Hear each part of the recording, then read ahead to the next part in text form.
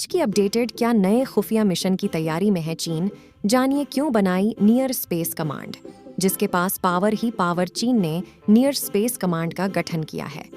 चीनी सेना people's liberation army का यह महत्वपूर्ण अंग है। अभी तक चीन की सेना के पास थल, जल, नभ और रॉकेट यूनिट्स थीं। नियर स्पेस कमांड एक नई यूनिट है जिसके पास हाइपरसोनिक हथियार हैं।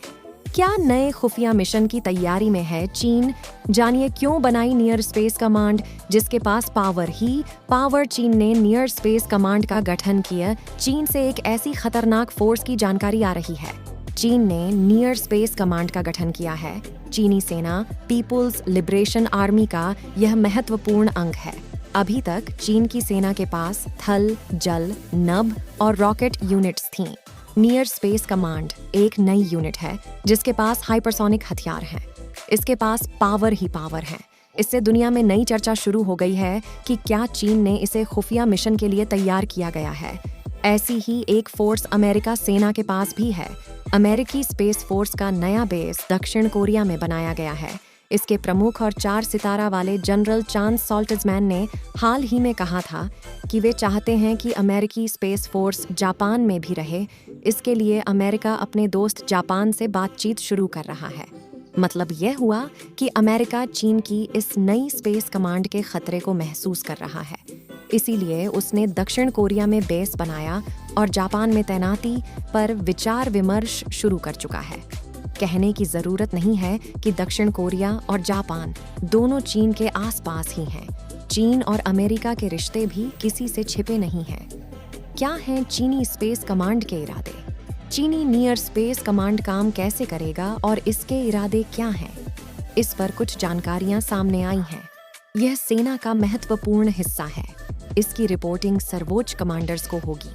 इसके पास हाइपरसोनिक मिसाइल्स होंगी जो बेहद कम समय में किसी भी दूरी तक मार करने में सक्षम होंगी।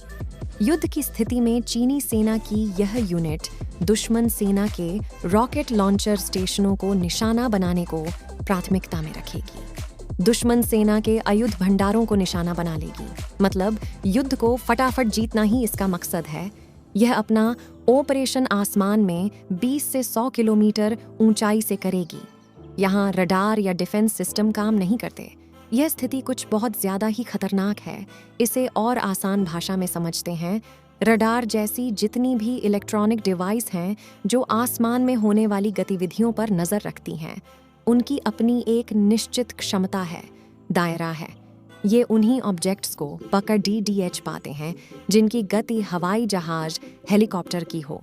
हाइपरसोनिक मिसाइल को पकड़ना इनके बूते में सामान्य तौर पर नहीं होता। अब अगर पकड़ में आ भी गए तो जब तक रडार से मिले संकेत के बाद सुरक्षा बल एक्शन में आएंगे, तब तक वह अपना काम कर चुका होगा, क्योंकि मिसाइल की स्पीड ध्वनि से 5 गुना से ज्यादा है।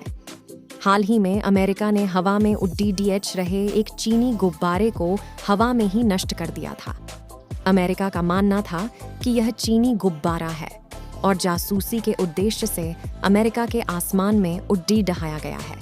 हालांकि चीन ने स्पष्ट रूप से इस बात से इनकार कर दिया था। क्या है चीन की आगे की तैयारी?